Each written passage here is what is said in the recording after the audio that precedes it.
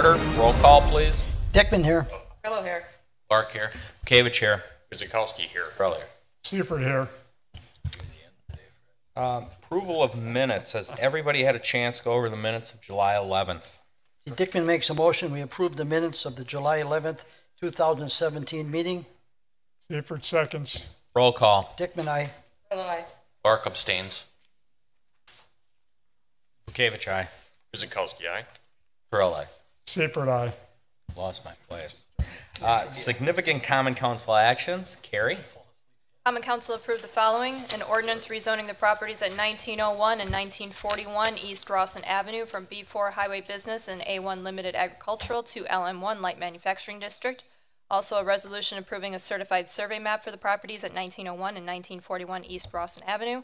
A resolution approving a certified survey map for Mike and Carrie Murphy for the property at 10855 South 10th Street. And a resolution approving an easement for pedestrian cross access with the Drexel Hotel Group, Inc., the City of Oak Creek, and the Waters of Oak Creek, LLC, for the property at 7980 South Market Street. Mr. Mayor. Very much, Carrie. Item 5A, public hearing. It is for the properties at 8772, 8774 South Mayhew. Pete. I will read the public hearing notice into the record. City of Oak Creek noticed a public hearing before the Plan Commission. A public hearing for a sign appeal will be held Tuesday, July 25th, 2017 at 6 p.m. at the Oak Creek City Hall Common Council Chambers, 8040 South 6th Street, Oak Creek, Wisconsin, 53154. The appellant is Azura, represented by Matthew Lyons, tax key number 860-9033-004. Property is located at 8774 South Mayhew Drive. The applicant is requesting a variance from section 17.0705 sub A, which states that one residential development sign is permitted per parcel. If granted, the variance would allow the applicant to install one ground sign located on the northern entrance to the parcel and one ground sign at the southern entrance to the parcel located at 8774 South Mayhew Drive. Zoning of the property is RM1CU, Multifamily Residential District, conditional use. All interested persons wishing to be heard are invited to be present. Dated the 6th day of July, 2017. Plan Commission, City of Oak Creek, Wisconsin, signed Mayor Daniel J. Bukowitz, Chairman. This is a public hearing, and anyone who wishes to make a comment regarding the subject of this hearing to step forward to the podium, state your name and address, and proceed to address the Commission with your comments or questions. Mr. Mayor. Thank you very much, Pete. As Pete said, it is a public hearing. We will make 3 calls. I will start out with the first call. Applicant? Sure, come on up. Name and address, please, for the record. Yeah, it's Matthew Lyons, 4220 Conservancy Drive, Brookfield, Wisconsin. For those of you who remember, it used to be Denver, so I'm not flying here anymore for these meetings, which is nice. I just wanted to make a couple of really quick comments. I'll be brief. I wrote a letter that's included in the package, but just wanted to point out a few key items. So the reference here is the request for a variance from the section 170705A. And I just want to be clear, it's a little bit unclear when reading this. There's no specific reference to the number of signs. So I was actually a little bit, I guess, surprised when I needed to get a variance to come here. But my read on the intent of this is that, the code states that the requirements are, approval for 48 square feet for one sign or a total of 96 square feet, 6 feet high and 10 feet from the street. And then it does have a note in the section of code that says placed at an entrance to a subdivision or development. So our intent is to comply substantially and be much less total signage than what is required by the code here. Our 2 signs in total would have an aggregate of 13 square feet versus the allowed 96. Our height is 6 feet, and we are 10 feet from the property line. So we're just trying to have one sign at each of our entrances here. So I would hope that we can request that you guys take a look at that and take it for what it is. Thank you. Thank you. I will now make the second call. Third and final call on item 5A. Now close the public hearing and move on to new business 6A, which is a sign appeal for the public hearing we just had for the Same properties at 8772 and 8774 South Mayhew. I'll open it up to commission for comments and questions. Wally? Carrie, I wonder if I could ask you, the drawing's pretty hard to note. I know where the two entrances are, but exactly where the sign's going to be located. I know there's one on each entrance, but it I will says 10 defer feet to away. Pete. What? Excuse me, I will defer to Pete. Oh, okay, Pete, I'm sorry. Go ahead, Pete. On the screen right now is the site plan for this development. There are two entrances, one on the southern entrance down here where there's a clump of trees. I'll bring it up a little bit bigger here. I'll start it, since it's zoomed into the north end, let's talk about the north end. The north end is over in this clump of trees over here. This is where the sign is, or the sign will be located. Bring it up. Oh, my cursor isn't showing up. Does my cursor show up on your screens? It's not showing? Yes. Okay. Wrong side or On the wrong side of the road, unless that's where you want it. So the way they have the label, the real estate signage is going to go over on this entrance over here. If the applicant would verify that, I have a label with a straight line going across pointing to the sidewalk type area. So that'll be the location of one, either if it's in the groves to the south end of the entrance or the north end. Carrie's going to get a pointer for you. If you could.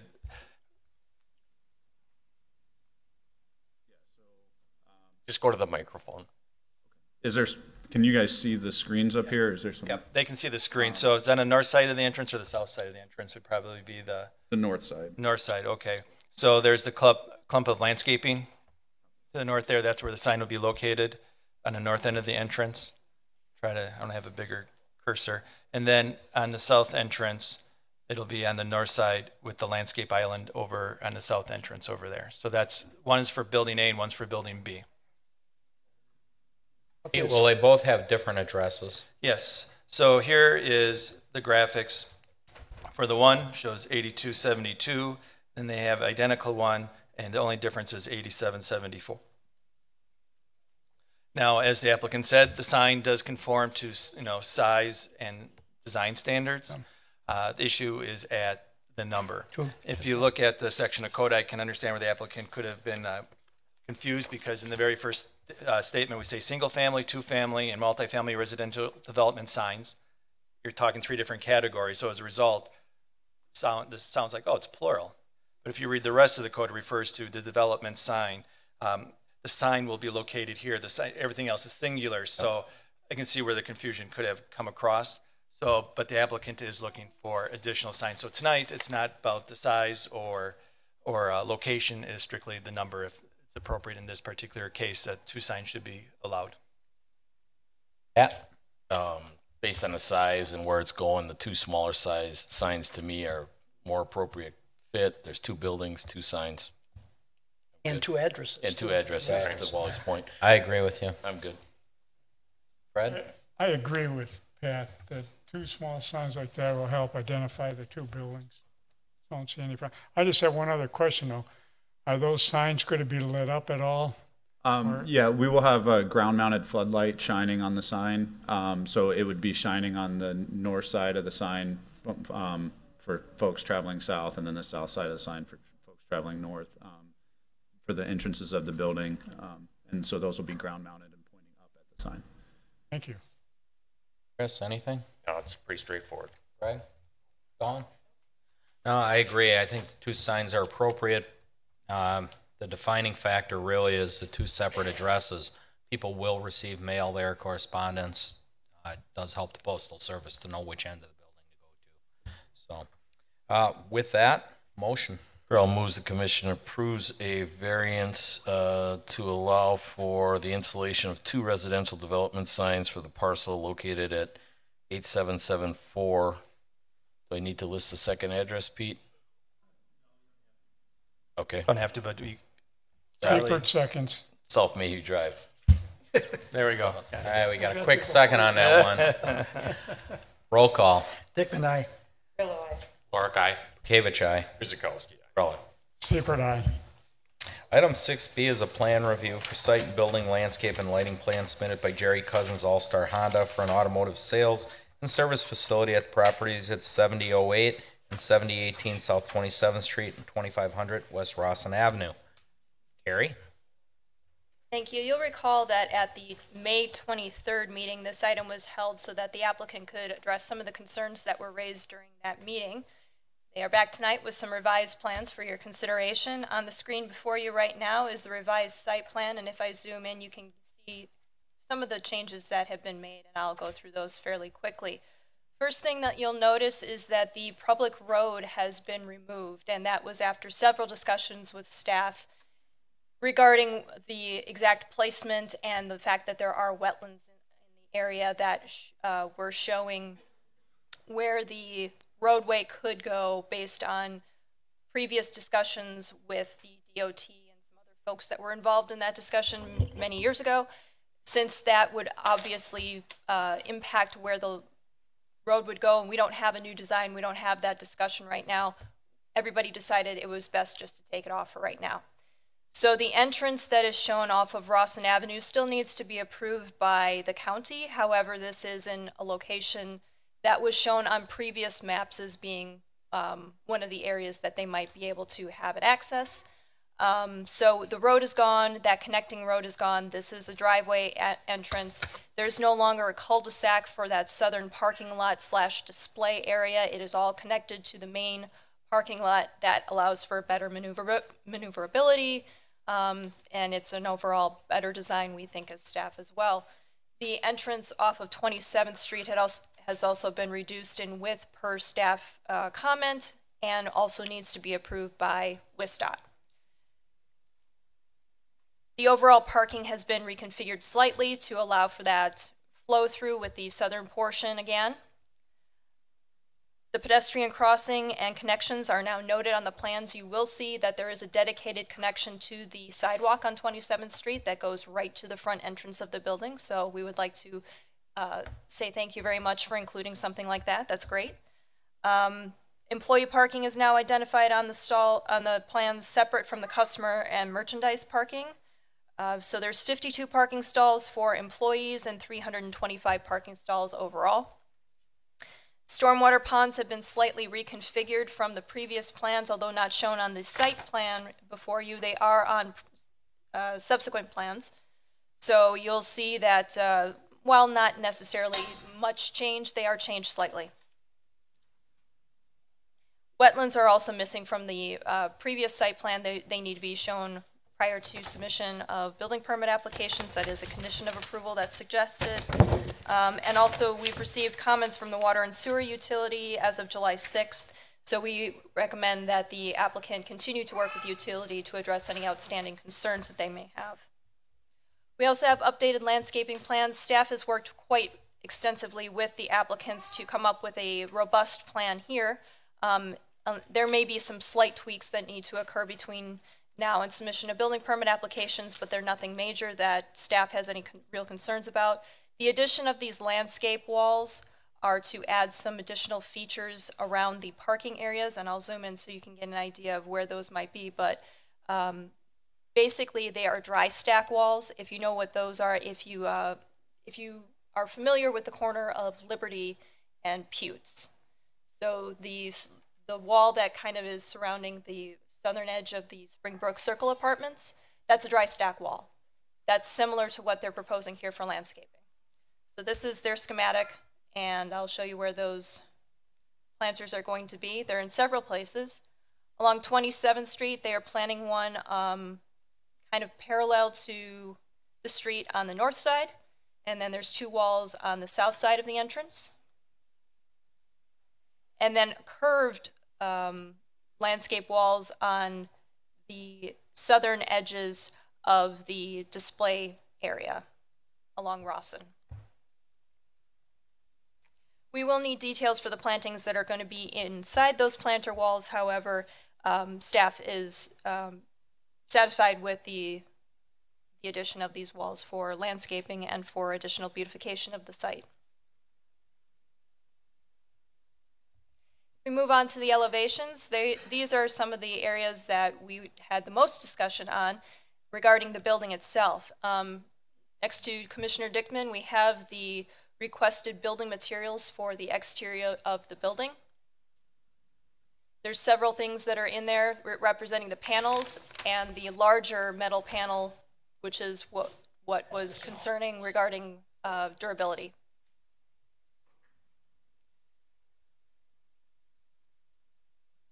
Based on the comments that were received and continuing discussions with staff, there were some changes that were made to the elevations. There were some color changes, a few textural changes. There were a couple of options that were submitted, and we have chosen option 2, which is before you right now, showing a slight variation on the building that was presented before. Those changes include contrasting colors for portions of the precast concrete on the north and south. There's a little bit of textural change there as well. Black metal caps were added as accents to some of the parapets and roof lines on the north and south elevations. And as you're looking at those material samples, the black metal, it will be the top part, the accents that were added. There's no material for the precast concrete, but I think everybody's pretty much familiar with what that looks like. So the changes will be, there's a shade change. It'll be a gray precast concrete on the bottom level. Gives it a little bit of depth and variation to the building, which is what I think the Plan Commission was recommending the applicant consider. In your packets also, there was a letter received in May from the City of Franklin regarding considerations that the Plan Commission may want to address in terms of the building and the building materials. I will not go into that here. It's a lengthy letter, but if you have any questions about that, I'd be happy to try and answer them. And finally, if anybody would like to take a look at those new renderings, this is the new south elevation for the facade of the building. So this will be seen from Rawson Avenue. And this is the west side of the building, so this is what would be seen from 27th Street. Staff's recommendation is that the Plan Commission approves the site and building plan submitted by Jerry Cousin of All Star Honda for the properties at 7008, 7018 South 27th Street, and 2500 West Rawson Avenue, subject to conditions 1 through 8. Mr. Mayor. Thank you very much, Carrie. Before I have the public come up on their comments, we have a handful. Would the applicants like to say anything or present anything to us? Not at this time. Okay. Before I turn it loose, we have a number of people that would like to speak on the subject. Arden, you're up first.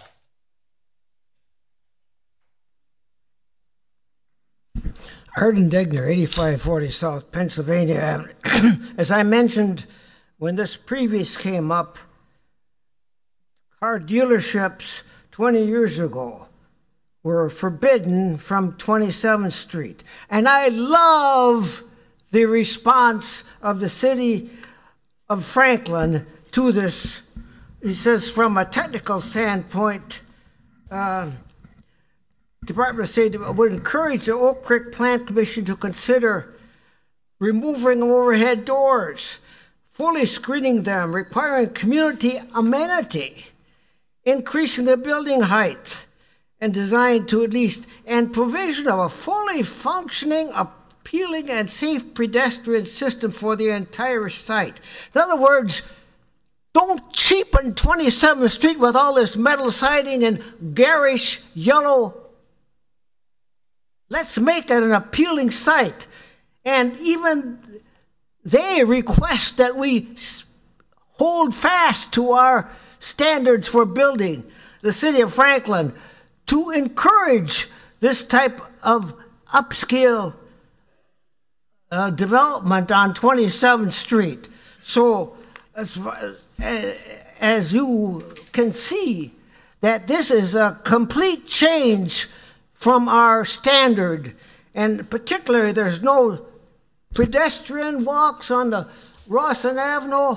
I tell you, this is a catastrophe waiting to happen for Oak Creek and Franklin on 27th Street. Thank you very much.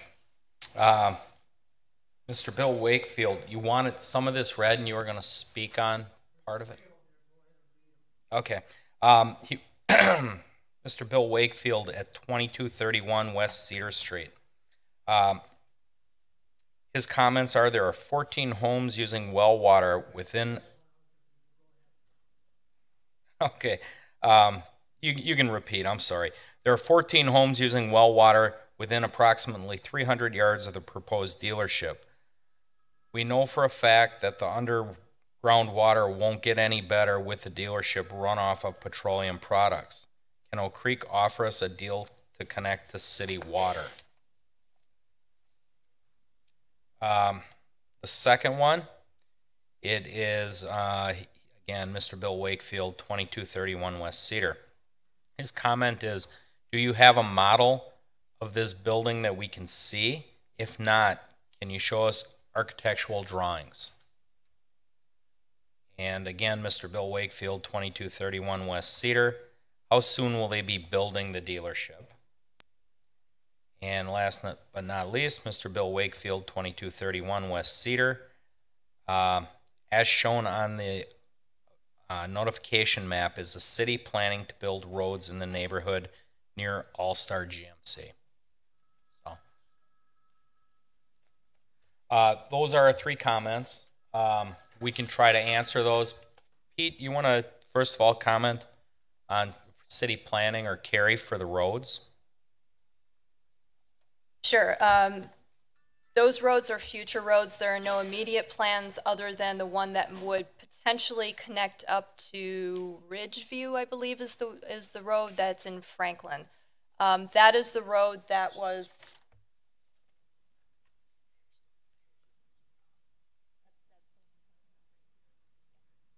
So the road that would connect up to Ridgeview, which if I can bring up that map and show you which one I'm talking about, there's some question as to whether or not that road as proposed or as shown here would be constructed, and I'm talking about this road. My cursor's not, there we go. This road here. There's some discussion that would have to occur with the landowners, with WISDOT, with the county, and with the city of Franklin, as well as the city of Oak Creek, in order to determine whether or not the roadway layout that was agreed upon several years ago is still valid, considering the presence of wetlands in the area.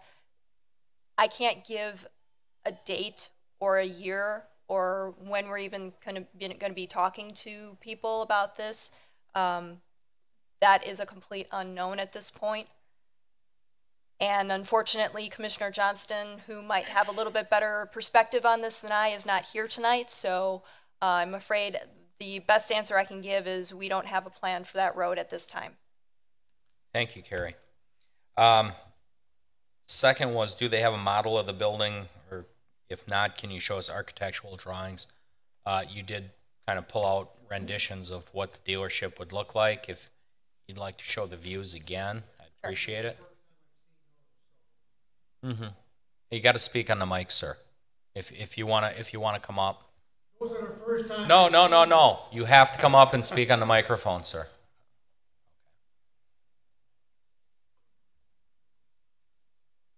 So as Carrie has up there, those are all the different views. Northeast, northwest, southeast, southwest, depicting it. I forget the actual time they were in here, a couple months back.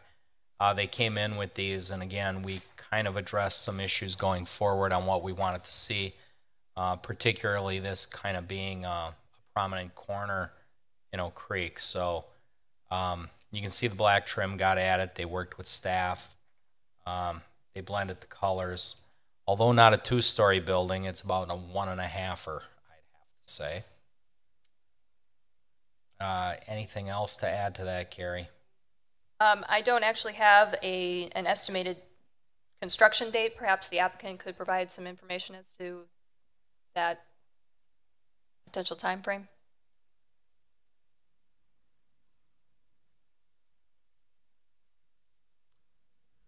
Hello, Jerry Cousin, 1597 30th Court, Kenosha. We're looking to start as soon as we can get permitting to do so. So it's pretty immediate. So, I mean, if we can start in September, if we can start in early October, as fast as we can start, we want to start. So we have full intention of starting as quickly as possible. Great. Thank you. And then just one last question is from a city perspective. We do not have a representative here from the water department. I don't want to speak on their behalf, but as far as an offer us a deal to connect the city water, we really don't take into consideration bargaining, but if residents do come to the city and want city water service or sewer, I think you guys are hooked to sewer on Cedar, if I'm not mistaken, you can address that with them about what the cost would be to bring city water in if you wanted to get off your wells at this time. Environmentally, I can't speak to the groundwater and how runoff would affect it at this particular time. I think that's a better question for somebody more skilled than me. Pete, anything? I think engineering would have been the correct department people to provide the correct information on that. So I can just offer this. Businesses do have to work within the parameters set by the state to contain hazardous material, things of that nature. But again, that's a question better left to either, as Pete said, engineering or possibly our water department. Sorry, I can't provide you a better answer than that right now. So, we'll open it up to questions from council. And Ollie? I'd like to address Arden Dagner's comments, because that's the second meeting in a row that he said that we forbid having any car dealerships in Oak Creek. Not totally true. We didn't want them on 27th Street, the first one that was there, which was going to be Brager, because we didn't want it to look like Milwaukee's looking on 27th Street now. I live right there. And you go from College north to Edgerton or anything like that, that's all you have are car dealerships. So we didn't say we didn't. We didn't want to see that part of 27th Street look like the Milwaukee portion of 27th Right. Street. Now, unfortunately, unfortunately, we have worked with Franklin to develop, 27th Street, but Drexel Town Plaza and everything, came first. So I just want to say that we did not forbid them. We just didn't want them to start off and then have another one, another one, another one. Right. And going back to that on the Brager site years back, that was also a strategic plan on plan use also. Carrie? I just would also like to point out that the date of Franklin's letter does not include a review of the latest plans before you. So perhaps they might have a different perspective. They may not, but their letter was dated in May, and these drawings are kind of hot off the press, if I can say that. Thank you. Pat? Mayor, just to echo Commissioner Dickman's, or to comment on that, because I had the same feelings, Wally. I think when we've been up here, I not as long as you, but when I first got up here in the early 2000s, we spent a lot of time on 27th Street, and 27th and Rawson is arguably the ugliest corner we've had in the city for a long time. So this development, what we're trying to do with the car dealership, to me, while it could be argued that there are other uses that may be more favorable, it's certainly, I think they're meeting our standards, and I appreciate Franklin's concerns. But 27th Street, since that time, we spent it hasn't happened. So you've got to look at, things have changed. So our position back in the 20 years ago on 27th Street is obviously a lot different. Fred, anything? Chris, anything? No, just other than, I appreciate that they came forward and tried meeting, requests that the staff has brought forth with them at our last meeting. So altogether, I think it's a pretty good looking plan. Greg? Just a couple quick questions. The planter boxes, I know in the rendering it shows them with trees in them. Those aren't something that are, they don't end at ground level, making them too shallow to plant trees. Do you know that?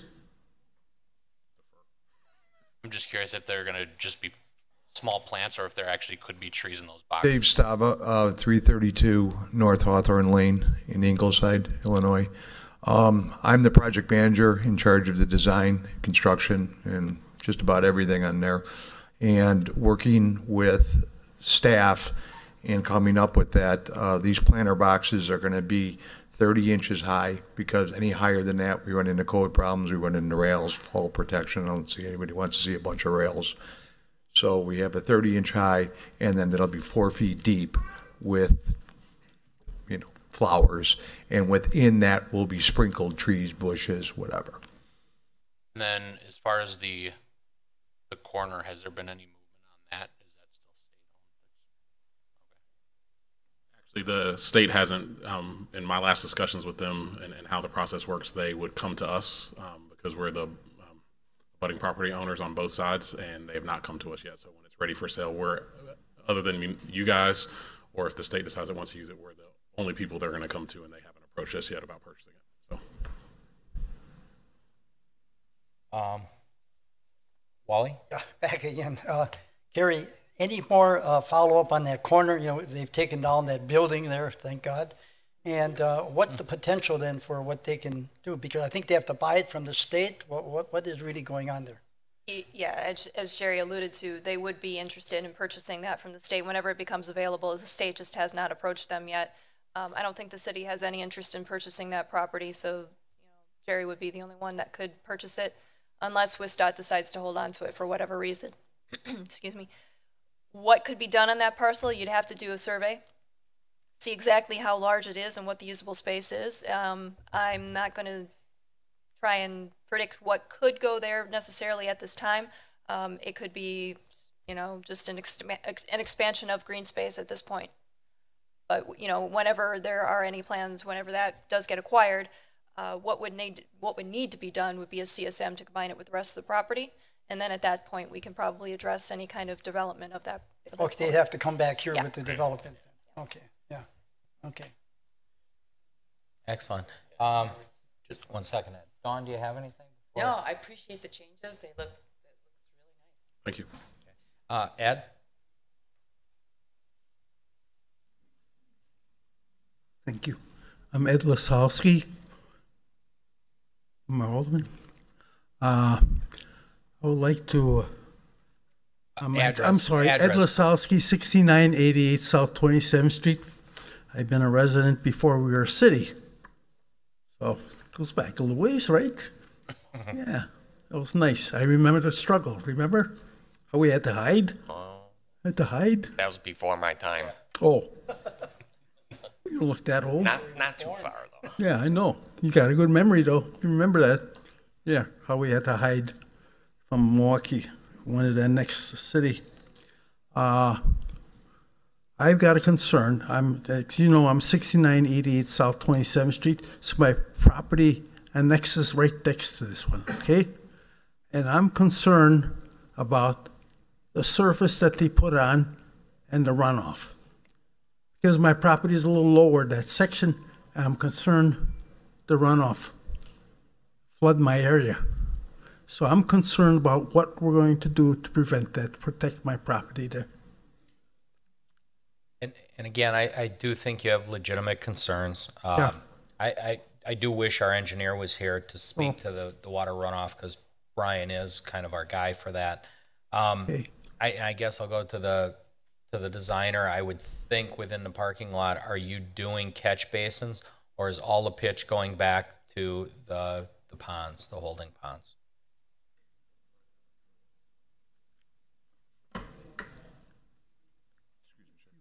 Okay. To address that concern, Grafe Engineering, which is a very large and very well-respected engineering company out of Milwaukee, actually I think they did the stadium there as well, is doing all the engineering here. Mr. Hanson, who's in charge, who I've been working with on this, along with staff and Carrie. Rest assured that we are going to make every provision within those parcels to make sure that any of that water gets into those detention ponds, does not run off on not just your property, anybody's property or the street. Those are detention ponds, so they're not retention, so they won't hold water. They'll slowly release it over time. So there should be, we're going to follow, 50, 100 year, I forget exactly what it is, the 100-year storm plan or whatever this current ordinances are set forth by Oak Creek and by Brian's department. So that should not be a concern. I mean, that's two big ponds there.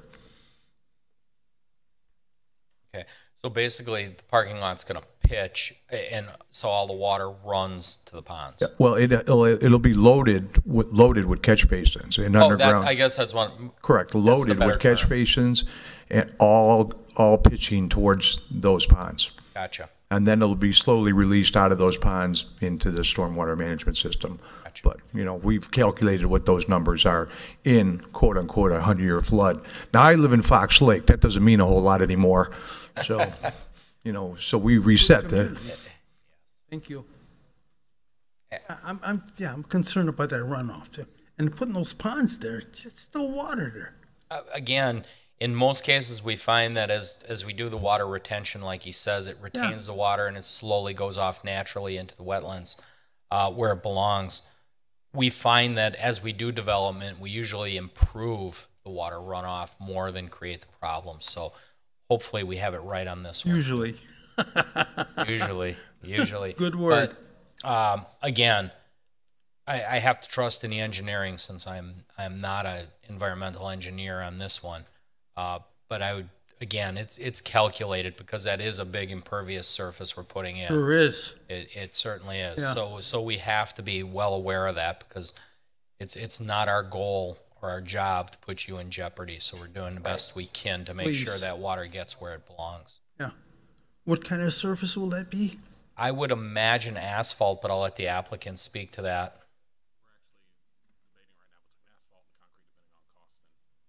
Okay. Probably asphalt. Concrete Concrete is expensive.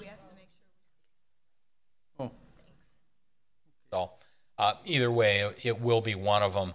We can't talk you into pavers, can we? Thought I'd give it a shot. Anything else, Ed? Well, I'm concerned about that water issue because it may ruin my property if it did. I totally understand. Because already it's low, I do we had the theater before, which is now a church over there, Mm-hmm. That came running over towards me there from the north side of there. They came over, Now they got what do they got there now? They used to have a church or something, right? Church community, right? That property, that big parking lot there, huge. What is it there now? Church, right? Church, yeah. Was Ridgeway. Ridgeway. Yeah, it was the theater for a while. Theater, yeah, that's where it was, yeah. And that's a huge parking lot. It is, but keep in mind, from the theater to the church, parking lot didn't change.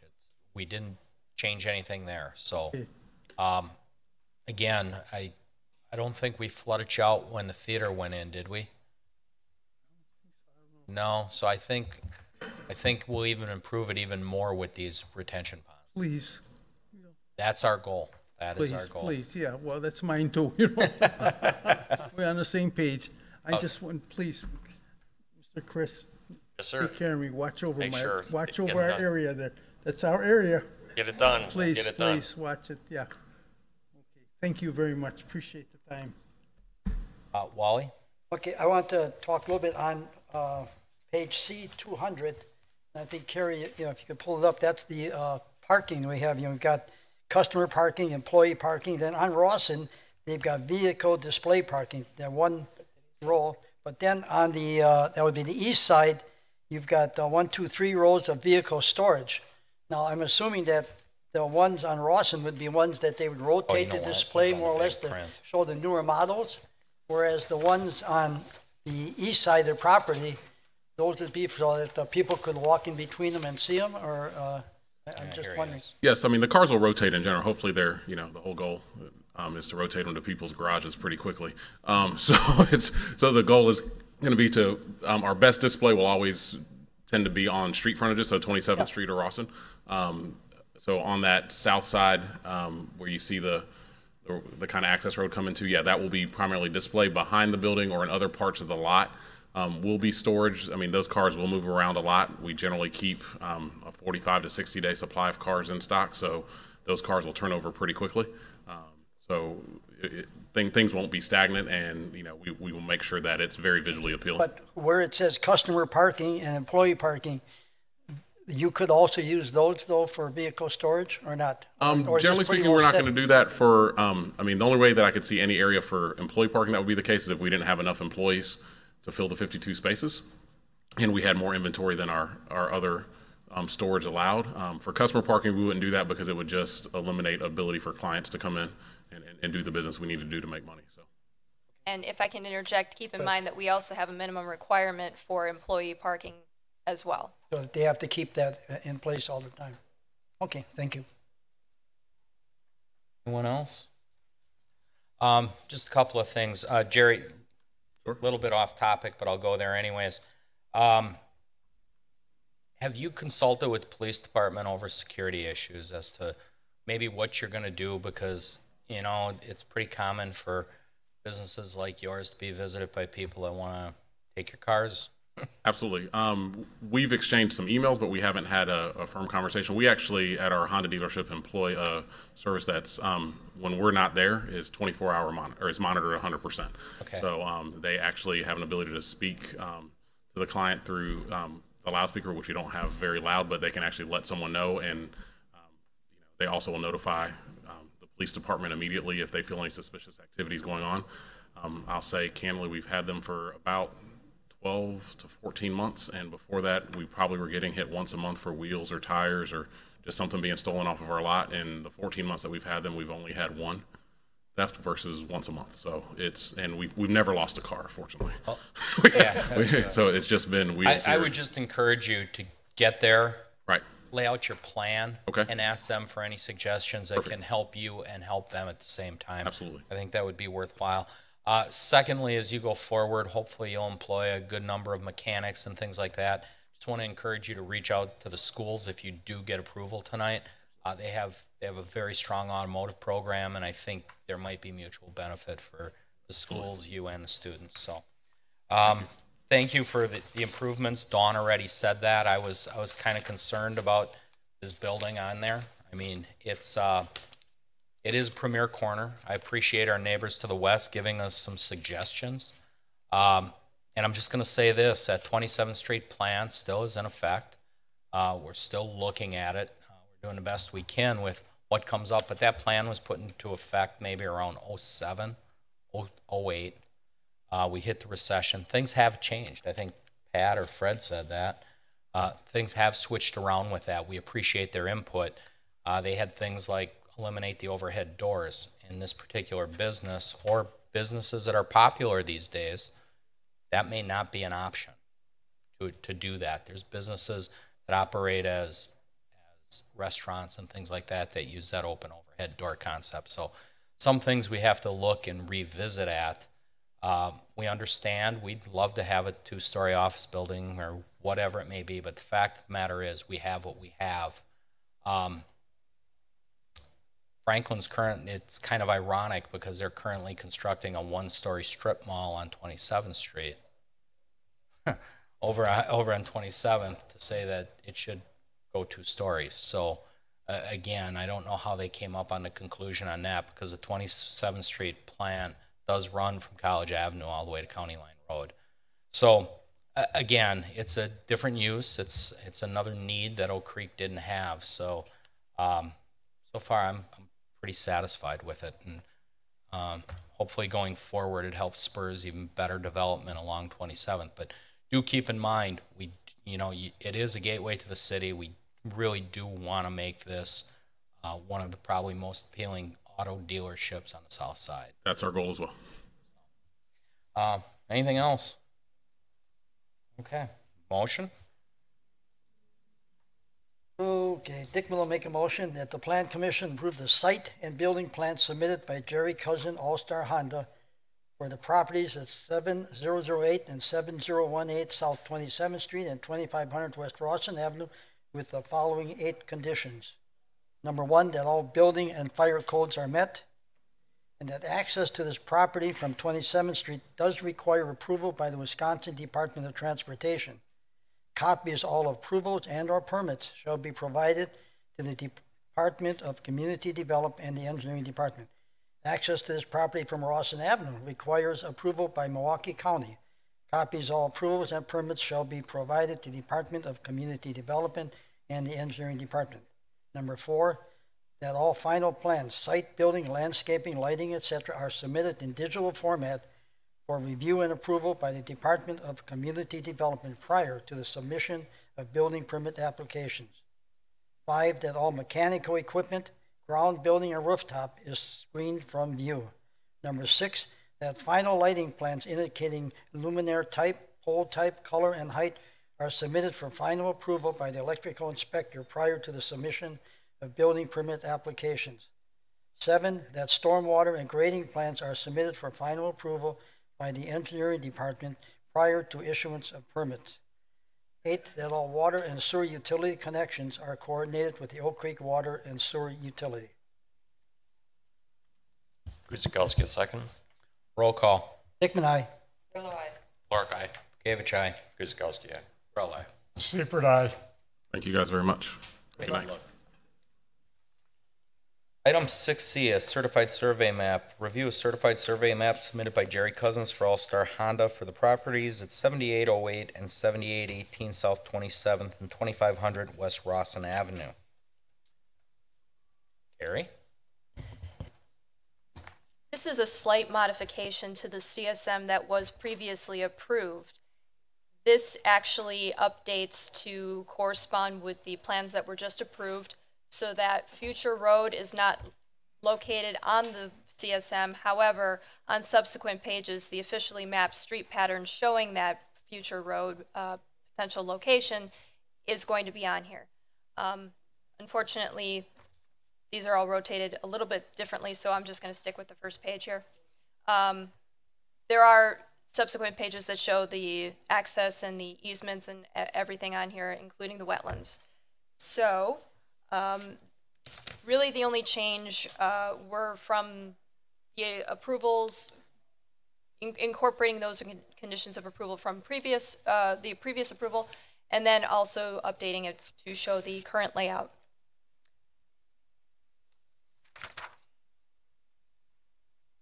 There is an additional requirement. These two things were not included in the recommendation for condition of approval, but they will be required. So if the Plan Commission feels it appropriate to include these as conditions of approval, staff is recommending them.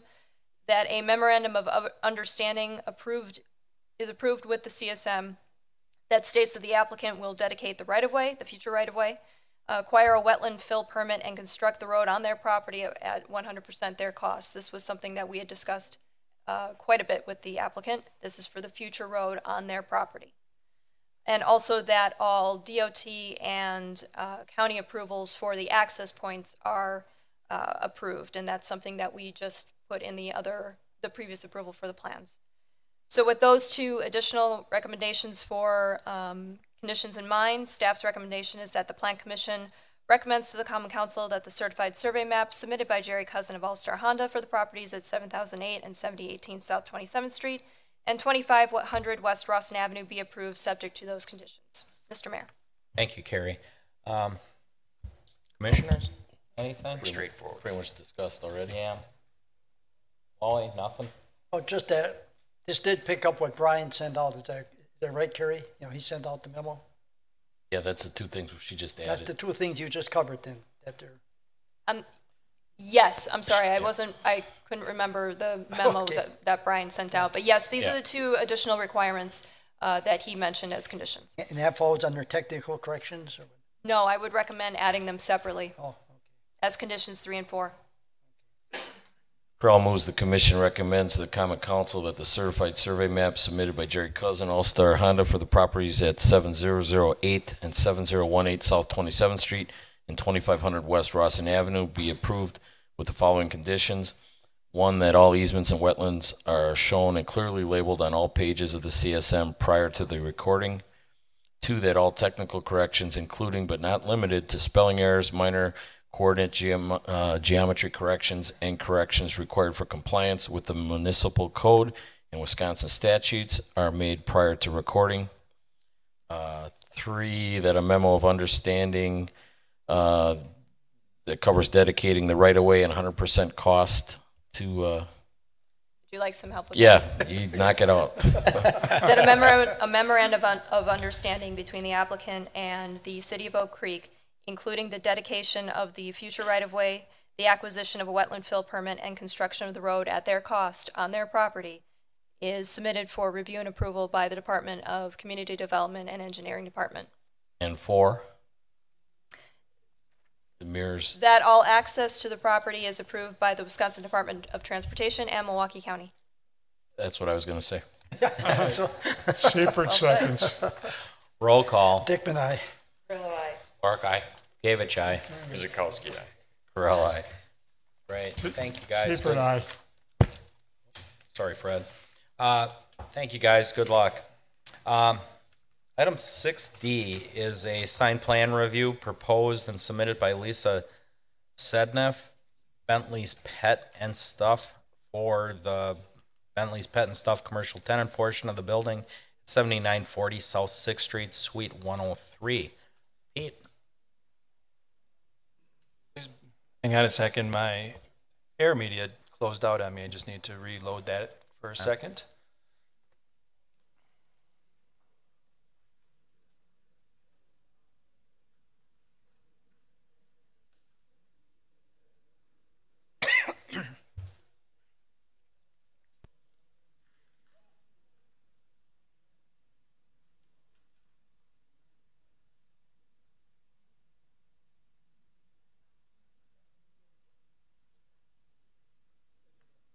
Forgive us, there's some technical difficulties here with our media. One moment.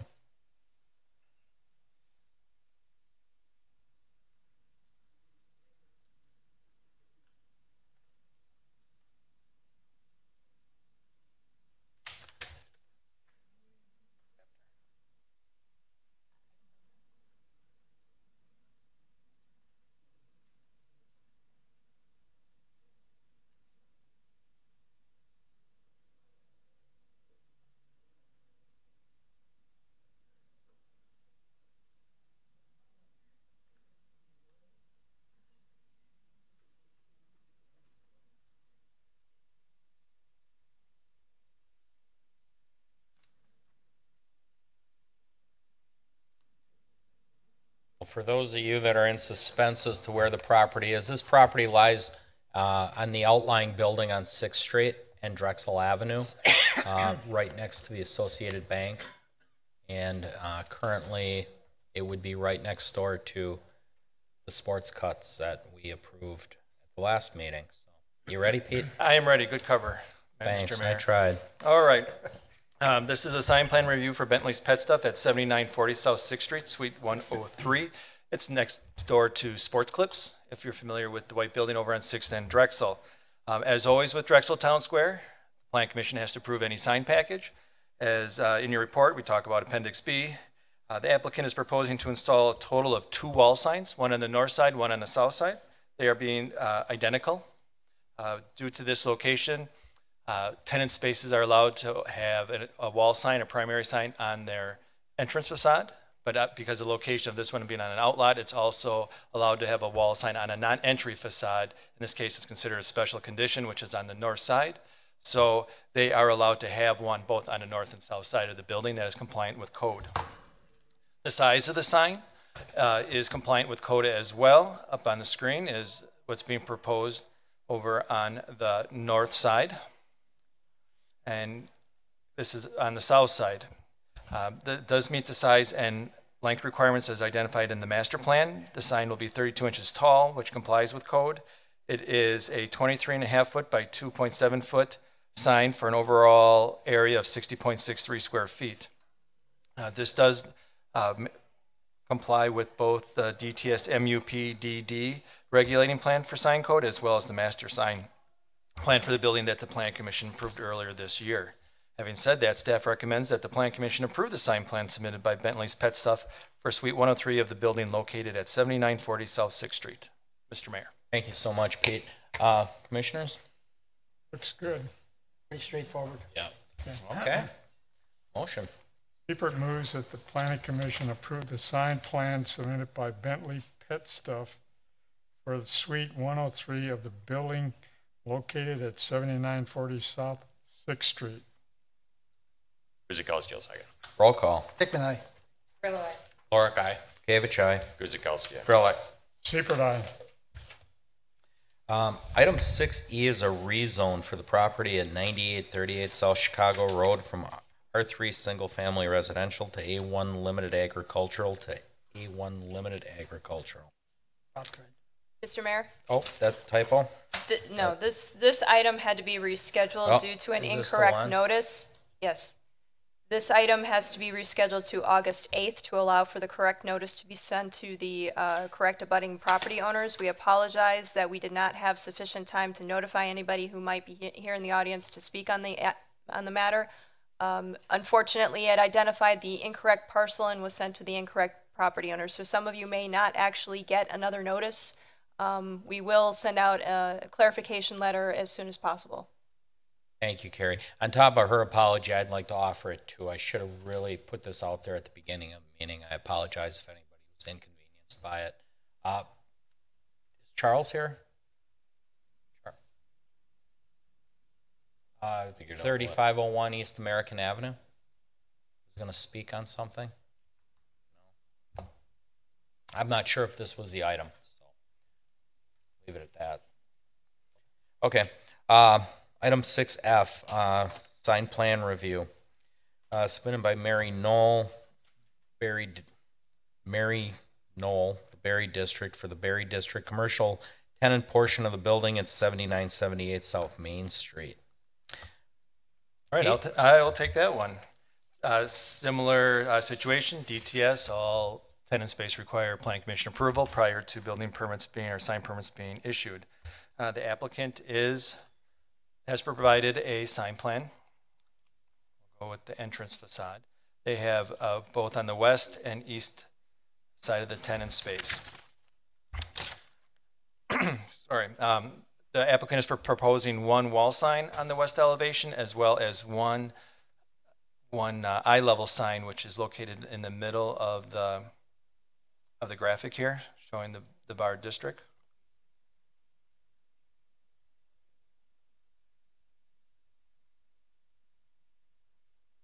As stated in the DTS MUPD, you're allowed to have signage on your entry facade only. This is Main Street. It's not one of the outlot buildings, so there is no special dispensation for non-entry facades. If the applicant wants to apply for a sign appeal and get a sign variance to allow to have signage on a non-entry facade, the applicant does have the opportunity to do that. As for the west elevation, proposing to install a 1 foot 4 inch by 7 foot 8 inch channel letter sign. The sign will be internally illuminated with LEDs. The height and size of the sign comply with the DTS MUPD sign regulations and the master sign plan for the development. On the glazing at eye level is a 12 inch by 18 inch bar district sign that does comply with the 10% glazing rule. If you recall, you can't cover more than 10% of the clear glazing with signage. As for the east end of the property, I did mention they were hoping to have two signs, two eye level signs. At this time, the Plan Commission, without a variance in place, cannot approve of the east elevation proposed signs. As I mentioned before, they could go for a sign variance for those signs on the east elevation. Having said that, staff recommends that the Plan Commission approve the sign plan for one wall sign and one eye level sign on the west elevation of the tenant space located at 7978 South Main Street. Mr. Mayor. Thank you, Pete. I'll open it up for questions from the commissioners. Good. Pat? I guess it's the tenant space. I'm not familiar with the use of this, Pete, or Carrie, if that's you're actual more tenant. familiar with the use. Yeah. It's a fitness studio. It includes such activities as yoga and Pilates. I don't know the extent of the business, but those are the types of activities that go on within that tenant space. That explains my lack of knowledge. Thank you. Chris? Looks good. Craig? Dawn? Wally? Okay, looks good. Okay. Motion. Seifert moves that the Plan Commission approve the sign plan for one wall sign on the west elevation for the tenant space at 7966 South Main Street. And one eye level. And one eye level sign. And one eye level sign. And one eye sign, I'm sorry. Kuzikowski, second. I'm sorry. We got the second. Before we do the vote, would you like to come up, sir? You have a comment? Please, on the microphone. Good afternoon, ladies and gentlemen. My name's Craig. I represent Digital Sign Company and my client, Mary Cole. Address, please. Your home, your work address. Yeah, 1405 16th Street. Right. Racine, Wisconsin. To elaborate on what's done there, it's sort of CrossFit blended with the Pilates yoga as was defined. And I was trying to get a couple of questions answered for the client because there are other tenants that have on the parking lot side some window lettering and some signs, and it not being on an outlot. Were those, is it safe to assume that they applied for a variance?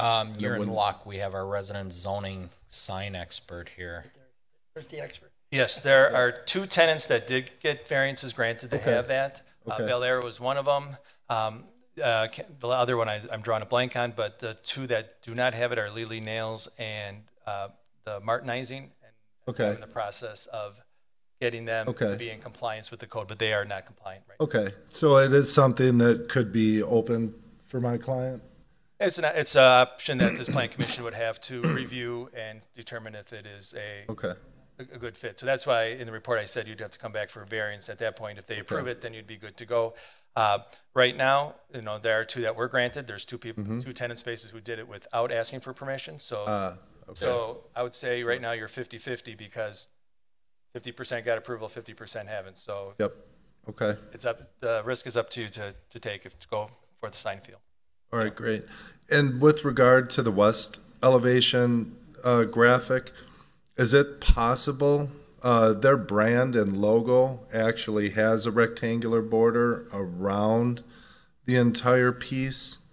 So we condense that into just behind the lettering, which is displayed there in the 12 by 18. It is a little more difficult to see in that respect, but my client was wondering if it's possible to retain the actual logo and brand, how it was developed, with a square behind it. I spoke, Carrie and I exchanged a couple of emails covering this ground, where it's not allowed to have an opaque background blocking part of the window, so that is why we condensed it back. Is there any opinions here, or? The concern is to have the glazing cover more than 10%. If the applicant can demonstrate that it's not more than 10%, we're willing to work with that. The way it is presented right now, it does comply. It does not cover 10%. I believe there was concern that there was a 10% issue when you block out the whole section in white. So that's why there was the discussion of trying to reduce it to not be as such coverage on the glazing. We can recommend them to work with staff. I think the 12 by 18 provide that glass pane is 15 square feet in total, and if we keep it within the 1.5, which a 12 by 18 rectangle would that be acceptable with the committee? The commission, rather? We refer that to staff to work that out. Seems like this all would need to go back to staff at this point. That's fine. We can work with staff, or we'll work with the applicant. Yeah. Approval and continue to work with staff as to But can we vote on it this evening? The way Yes, because right now, we when it comes to signage, it's always number, size. We have those regulations. We can't necessarily regulate content. So if he can come back with a design that still meets that 10% requirement, we can approve that at staff level, because right now you're basically making approval for a eye-level sign that meets code. So if you can come back with a sign that meets code, we can approve that at staff level, because you already approved for the sign. We're just confirming a design that matters. We can't really regulate design here. Right. Yeah, I mean, it's the easiest way to handle it. Yeah. He's got to come back and get his variance request anyway. Yep, for the east side, he would have to come for variance. Okay. If they choose to go in that direction. Right, correct. Okay, thank you. Thank you. I believe we had a motion and a second. Yeah. Roll call. Dickman, aye. Grillo, aye. Lorick, aye. Gavich, aye. Guzekowski, aye. Rowley. Seifert, aye. Thank you.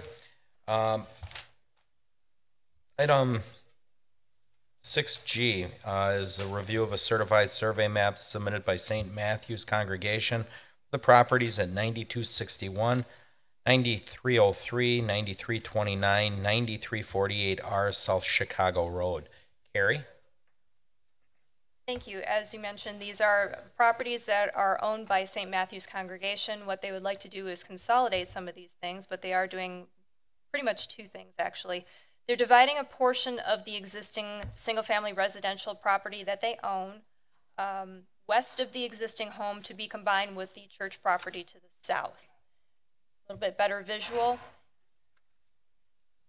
The existing house has some excess land that they would like to incorporate into their overall parcel. So this part right here behind the house that also has the garage, they'd like that all to be merged into one. They also own a piece of land that is back, it's a triangular piece that's at the west side of their property. They'd like to incorporate that into the overall development and have one parcel for all of their institutional uses. All the lots will be conforming following consolidation and division. And there is an existing utility easement along South Chicago Road that is not represented on the map that would be required prior to recording.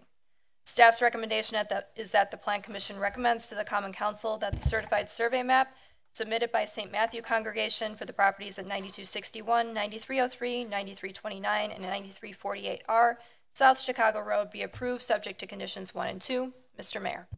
Thank you, Carrie. Before I open it up for questions or comments, it looks like Charles Surratt did leave this. He does not wish to speak. He's at 3501 East American, and I believe this is the item he was looking for. It says parts of the provided map are inaccurate. For example, Carrollton ends at American, but the map shows it continuing to the power lines. So if we could just take a look at that map very quickly.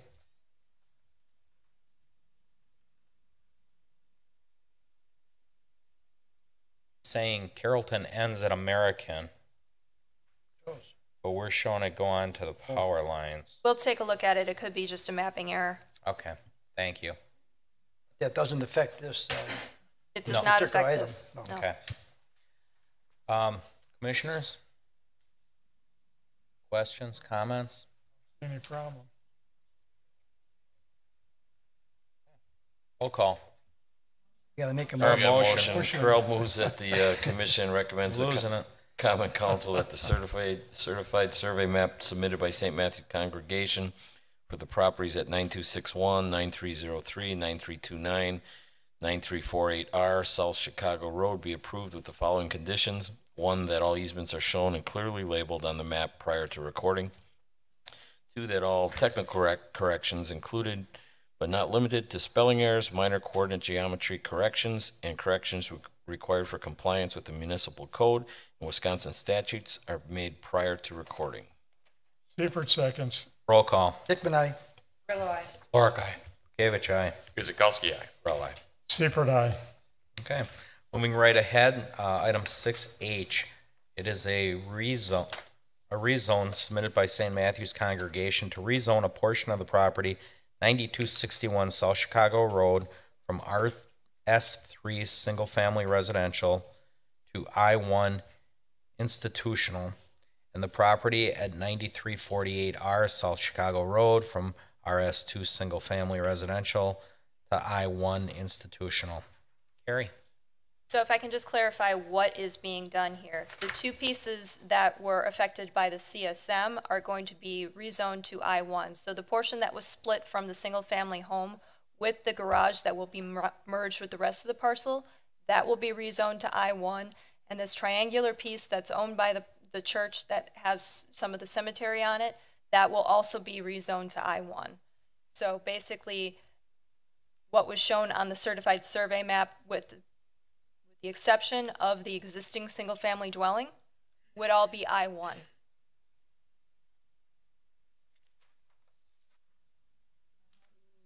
Future use of the property will be related to the existing religious and educational uses, and rezoning to I-1 just basically recognizes the existing and continued use for institutional purposes. The staff recommendation is that the Plan Commission recommends to the Common Council that a portion of the property at 9261 and 9348R South Chicago Road be rezoned from RS3 Single Family Residential and RS2 Single Family Residential to I-1 Institutional after a public hearing. Mr. Mayor. Thank you, Carrie. Commissioners, I'll open it up for questions, comments. Everybody okay with that?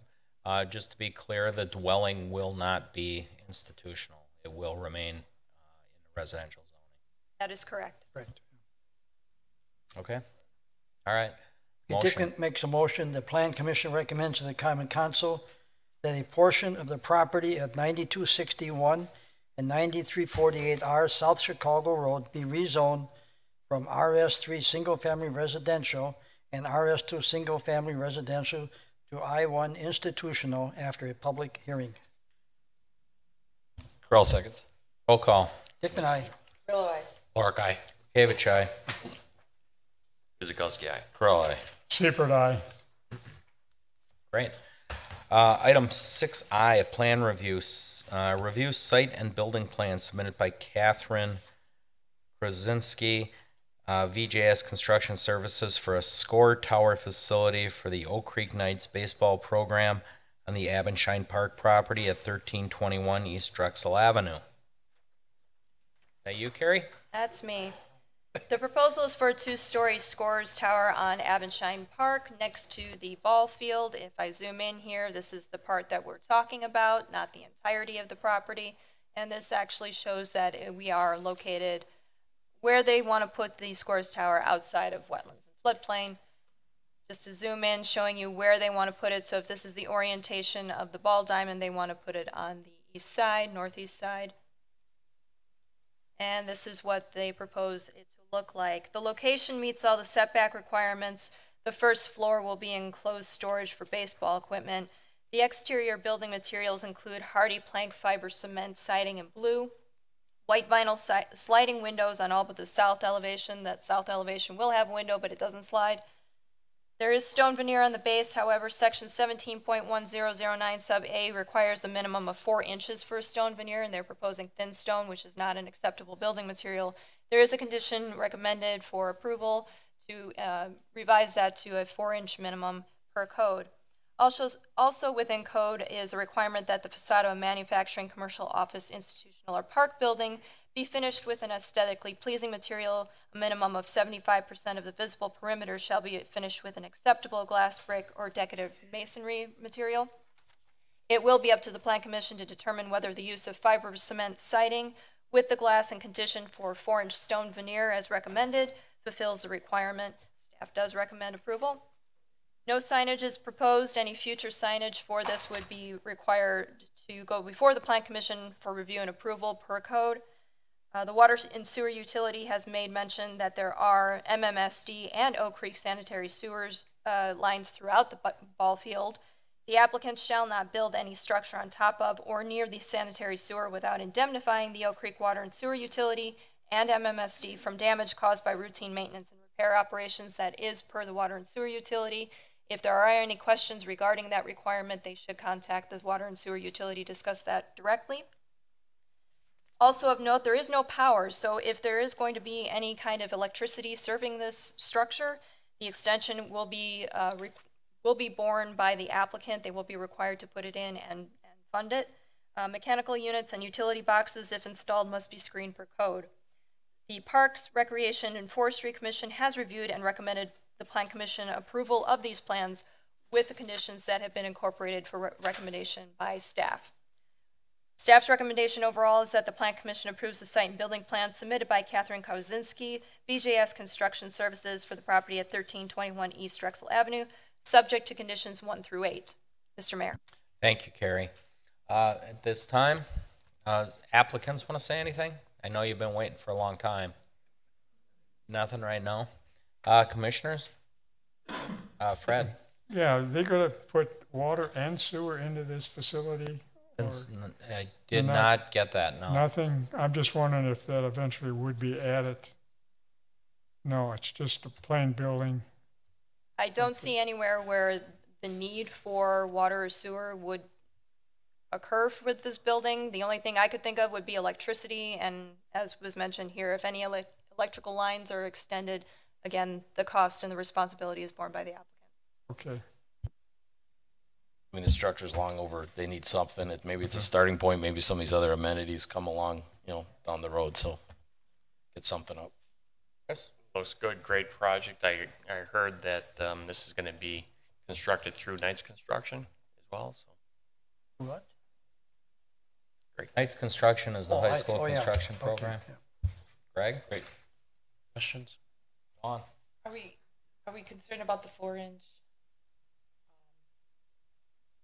That's included in one of the recommended conditions. Okay. Does the applicant have a problem with that requirement at all? You're good? Ollie? And that, I'm sorry, go ahead. That porch area there, looking at it, assumes the only way you can get out there, well, kids can get up there, I'm sure, but I mean, the normal only way you can get out there is through the door on the upper level. Okay, I want to make sure, because I could see the kids, getting up there and fooling around. Don't want to see that happen, obviously. Just comment, I mean, it's long overdue, agree with it. Nice looking building. If we're going to do it, we're going to do it right. We realize it's a little more work this way around, but we weren't going to change standards regardless of what we were going to do, just because it was going on in the park there. I guess my one question would be, and this would probably be a question for inspections, on the prints you're showing LED lights. I don't know if them are battery powered, what's the deal?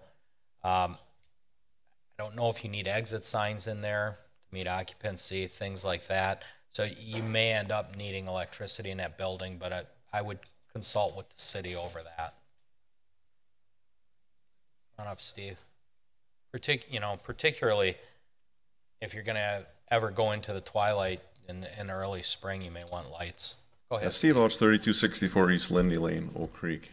We had our electrician meet with the city inspector on that, and there is power right next to the dugout on the north side, and they looked at it, and there is enough power to feed some LED lights in the building. Okay. So, great. Right? Great. Looks really good. So, you may want to consider some of them squirrel things on them posts going up to the porch. Let the kids get so high.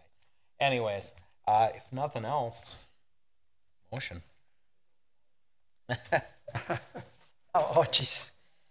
Okay, Dickman will make a motion that the Plan Commission approve the site and building plan submitted by Catherine Kozinski, VJS Construction Services, for the property at 1321 East Drexel Avenue with the following conditions. Number 1, that all building and fire codes are met. 2, that masonry material shall be installed on the exterior of the first floor. All masonry stones shall be installed in conformance with the minimum 4-inch thick requirement per code. 3, that all final plans, site, building, lighting, etc. are submitted in digital format for review and approval by the Department of Community Development prior to the submission of building permit applications. Number 4, no structure shall be constructed on top of or near the sanitary sewer without identifying the Oak Creek Water and Sewer Utility and MSD from drainage caused by routine maintenance and repair operations. Siting and agreements shall be coordinated with the Oak Creek Water and Sewer Utility. Number 5, that all mechanical equipment, ground, building, and rooftop is screened from view. Number 6, that the cost of any extensions of electric or other utilities shall be borne by the applicant. Number 7, that final lighting plans, if applicable, are submitted for final approval by the electrical inspector prior to submission of building permit applications. And number 8, a facility maintenance agreement between the City of Oak Creek and the Oak Creek Franklin School District shall be executed prior to the issuance of building permits.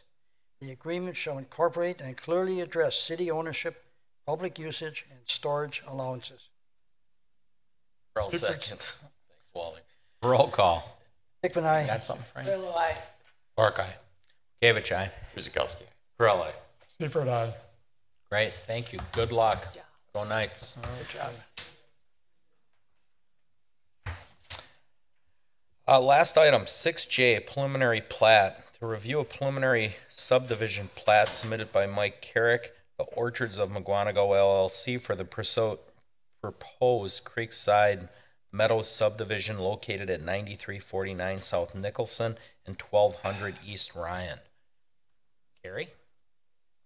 On your screen are the two properties that will be affected by the proposed subdivision. It is a single-family subdivision whose name may actually be in flux, and that is because we have quite a few creeksides in the city. There was a name floated called Eastbrook Village. That may or may not be the final choice. We'll let you know. The proposed plat will be developed in phases. Phase 1 will have 32 lots ranging in size from 12,150 square feet to 21,297 square feet. That has the existing house on the property. Phase 2 will add 37 lots ranging in size from 12,000 square feet to 25,000 square feet.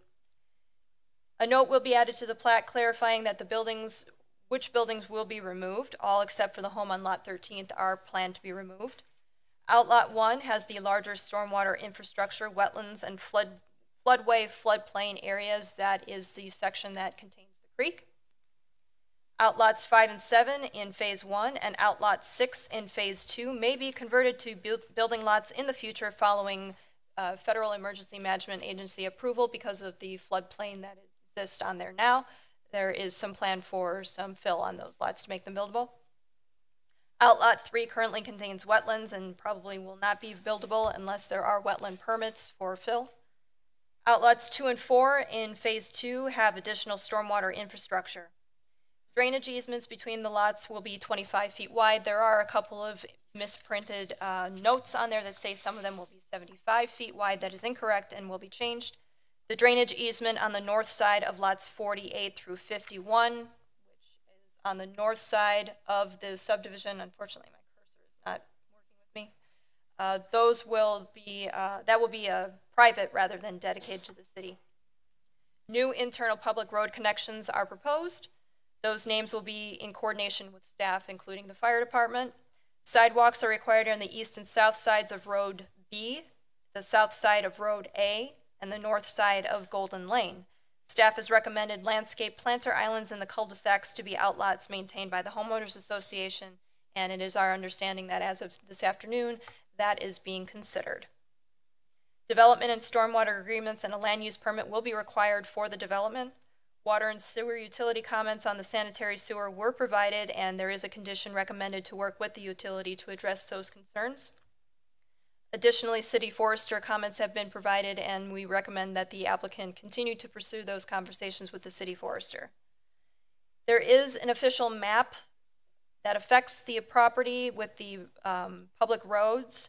The applicant may obtain letters from the landowners where the two roads where the road pattern as presented diverges from the official map. It affects two properties. So if those landowners provide an agreement in writing that the layout of the road as presented on the plat is okay, that they are not opposed to the plat, then the amendment process will be considered complete with the plat. Otherwise, the applicants would have to go through a separate amendment process.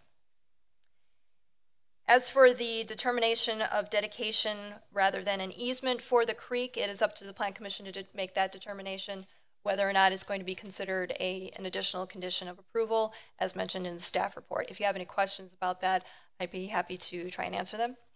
The staff recommendation is that the Plan Commission approves the preliminary plat for Creekside Meadows to be renamed, submitted by Mike Carrick, the Orchard of McGuanago LLC, for the properties at 9349 South Nicholson Road and 1200 East Ryan Road, subject to conditions 1 through 4 or additional if incorporated by the Plan Commission. Mr. Mayor. Thank you very much, Carrie. At this time, does the applicant want to say anything before we get started? You want to wait a little bit? Okay. Commissioners, questions, comments? I know Carrie had a lot going on there. While you're looking it over, I'm just a couple of questions about the outlots. I've identified 7 of them, although I don't see number 1, but I see them numbered up to 7. Sure. Number 1 actually contains the existing stormwater infrastructure on the land. So you see the ponds there. Wraps around the north side along the creek. So it's a little bit difficult to see here with the grade lines here, but it goes behind all of the lots. So it's rather large. My question kind of fell on like outlot 7. It kind of sits on the corner of Road A and the T where Road B meets. You kind of with me on that, Carrie? Right here. Outlot 7. Just looks like a buildable lot on a corner. I don't understand why we're at an outlot situation. I can answer that. It has to do with the presence of floodplain on the property. That's unfortunate. What's going to happen, we couldn't do it in enough time for tonight's meeting. The applicant and staff have talked about this quite a bit. There's a requirement for FEMA to review this, and they issue what's called a conditional letter of map amendment based on fill, and that's what will cause outlot 7 and outlot 5 to become buildable lots. We just need that approval or the conditional approval from FEMA before we can consider these buildable lots. Okay, great. And I can see where outlot 6 doesn't work.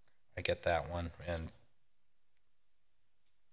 3, I don't know, it's a weird shape, but either way, I trust your judgment. Thank you for that answer. So as of right now, commissioners, got anything, or are you still digesting a little bit? I think it's a really nice looking plan. Pretty exciting that subdivisions are taking off. Hopefully it passes approval and moves right along. Any particular phase, obviously phase 1 would probably go first, I would imagine. That's why it's phase 1. How soon could we expect anything? I mean, what are the next steps, Carrie? Assuming approval this evening, there would be some requirements based on the recommended conditions of approval. Basically, after this step, all the engineering work has to be done. Once that's all finished with the engineering department's approvals, goes forward to construction. Then the final step is final review of the plat after it's been certified that all of the public improvements have been installed per the approved plans. Goes to the Plan Commission, and ultimately it goes to the Common Council. And then lots are for sale. Great. Wally? Carrie, those 2 items, you said that we have to wait for FEMA or they have to get FEMA okay. That has to be done before we get to the final plat, is that right? Or could that be done later afterwards? That could be done in between now and when the final plat is submitted for review. Zoning wise? We're all good. We're all good. Comprehensive plan, we're all set there. Single family residential. Very nice. Yeah, we need those. I know they're still looking some things over. Why the name change? Well, I don't know. I thought maybe Creekside is a popular name in the city to avoid any confusion, especially with emergency response. We recommended that they change the name, and they're still floating a few ideas around for the final name change. Can we name it after the family that's occupied it for quite a while? That's up to the applicant. No, you shaking it. Mark, would you like to say anything? Nothing? If you do, Mike, but if not.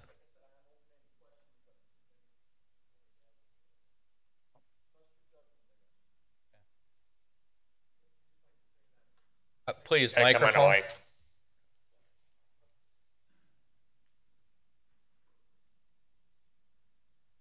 Dan Scardino from Point Real Estate. Just want to say thank you. Could you do that on the mic, please, so they catch it on the minutes? Or Absolutely. It's what Dan Scardino from Point Real Estate. I just want to say thank you to the city staff for working with Carrick and Corridor Homes to push them through to a good project for the city. I've built many developments in the city of Oak Creek in the past, and they've all been successful. So just thank you very much. Thank you. Brad? I've got just a question on a cul-de-sac. How many lots can you have on a cul-de-sac? Isn't there a fire something, Yes. 12 or 15 or? 15. 15 are, Okay. Yep, and fire department has reviewed this, and to my knowledge, they do not have any objections to this. Okay, I'm just curious. And any kind of phasing, obviously, the fire department will be involved to make sure that emergency access is maintained. I don't want to speak for them, but I believe that is the intent. Okay. I know. Yes, go ahead, Pat. Some of these on Nicholson, there's existing buildings staying. Is there any neighbors, concerns, anything? No. All good. Traffic, any issues with Greg, anything? Dawn? No. No, I think it's very, very nice looking. Will it incorporate sidewalks? Yes, sidewalks are required on one side of the road, and that was identified in the staff report. Let me just see. Sidewalks will be on the east and south sides of Road B, south side of Road A, and north side of Golden Lane. Thank you. Let me ask you this. If by chance Outlot 5 could not be developed for whatever reason, would it be possible to do a neighborhood park in it? Or is that up to the applicants? Well, an outlot is not developable per se, but we can discuss what could be done with it at a future date. My inclination is that this will become Buildable? at least one building lot. Okay, thank you. All right, if nothing else, motion. Carl moves the commission approves the preliminary plat for the Creekside Meadows to be renamed potentially East Mike Village, the Orchard of McGuanaco LLC for the properties at 9349 South Nicholson Road and 1200 East Ryan Road with the following conditions. One, that all revisions to the plat, subdivision names, street names, easement widths, notations, etc., are submitted to the Department of Community Development prior to submission of permit applications and commencement of work. Two, that all required development and stormwater agreements and land use permits are coordinated with the engineering department. Three, that all water and sewer utility connections are coordinated with the Oak Creek Water and Sewer Utility. Four, that all reviewing agency comments, if any, are incorporated as required. Kuzikowski will second. One clarification. Does the Plan Commission want to address the easement or the dedication of the creek area?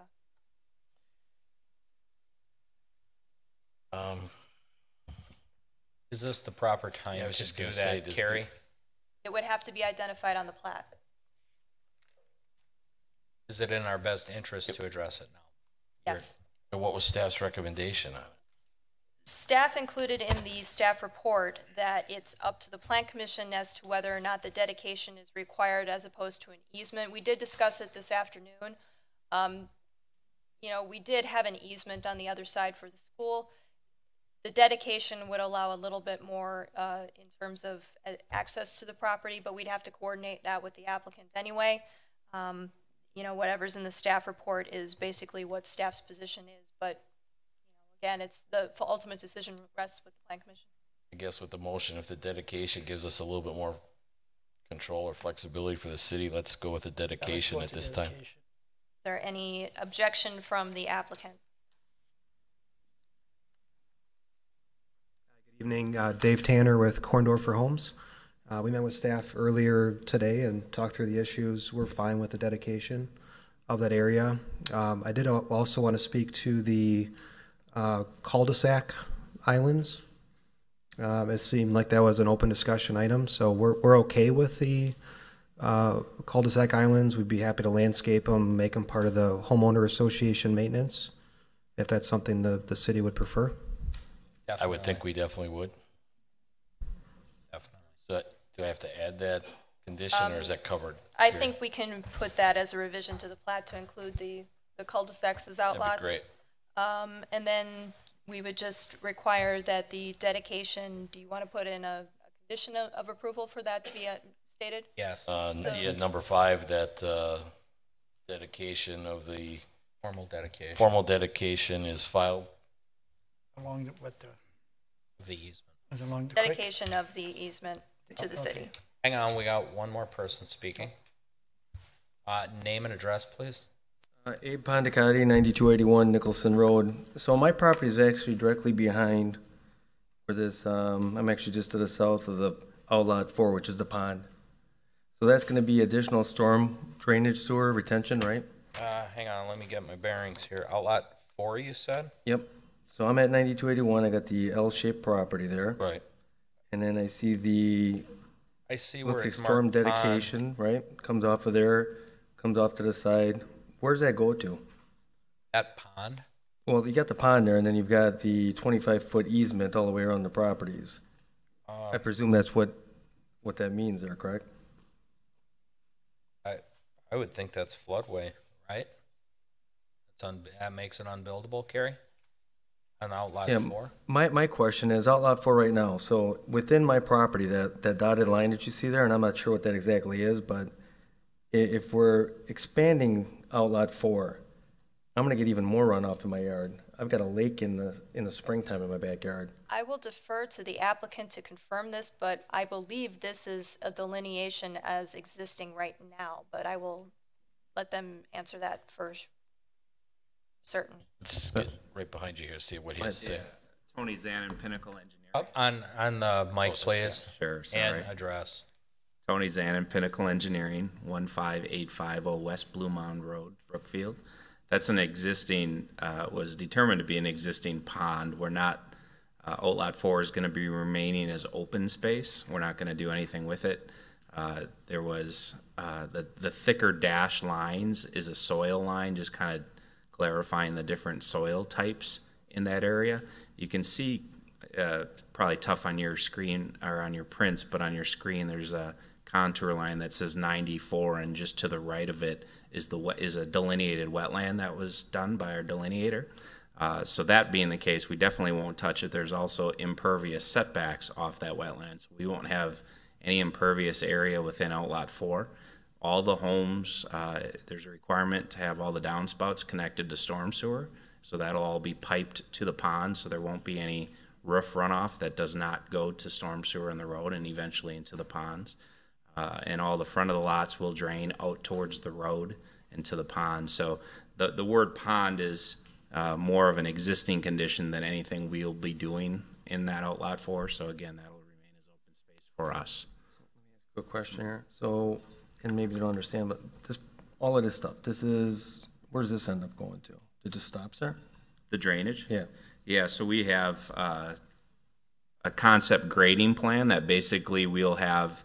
There's a 25-foot wide drainage easement behind that Outlot 7 that eventually will be a lot 66, 65. So we'll have a swale behind lots 63, 64, and 65, which will bring runoff from east to west. And it'll be picked up in a field inlet right behind lot number 66, and that'll be piped to the stormwater pond that's on the other side of the street.